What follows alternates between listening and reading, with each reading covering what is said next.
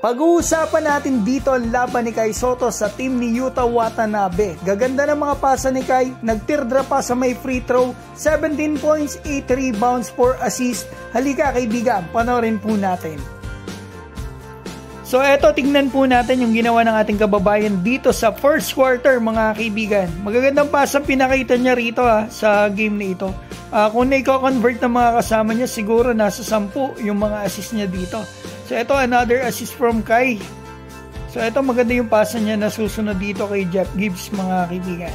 So tingnan natin. Medyo mahaba ata to. Ito na mga kaibigan, binangga niya rito si Yuta Watanabe. So ito, napakagandang pasa rito kay Jeff Gibbs. So ito, tingnan natin, nakatip in si Kai. First 2 points dito kay Kai. Medyo inalit lang ang pambato natin, pero kahit na medyo inalit siya mga kaibigan, talagang pinilit niya makatulong sa kanyang kupunan. Naka 17 points pa rin siya dito. So tingnan natin yung gagawin dito ni Kai. Ang ganda na naman pasa rito kay Jeff Gibbs. Yung nga lang, hindi na i-convert. Sayang yun. So ito, another 2 points dito kay Kai. Tip in niya.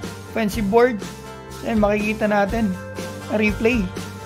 Walang live mga kaibigan. Pasensya na kayo. Medyo malabo po. Pero at least nagkaka-idea tayo. At same dito. Makikita pa natin yung stats. Halftime. Meron na po si Kai dito 9 points, 3 rebound, 3 assists in almost 16 minutes na playing time. So yan, makikita natin dito. Ilan na kaya foul ni Kai dito sa halftime? Meron dito tayong stats eh. So ito, plus 12 si Kai, yung plus minus niya. May dalawa na siyang foul, meron siyang isang steal. At isa lang yung turnover. So ito, tingnan natin yung nangyari sa third quarter. So ito, perimeter kay Kai. So yan mga kaibigan, makikita natin yung replay dito.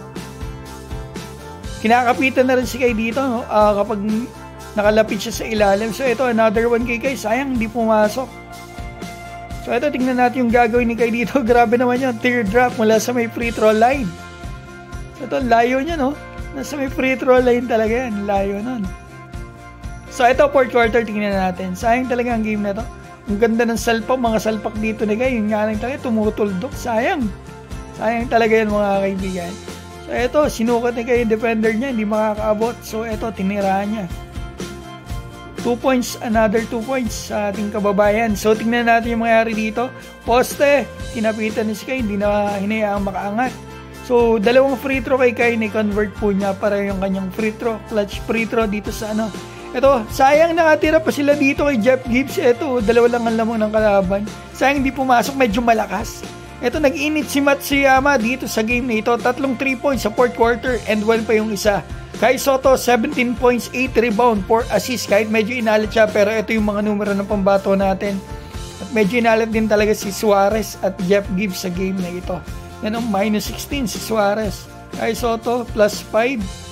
So, ito, meron pala si Kai ditong 2 steals, mga kaibigan. I'm sorry, 1 steal.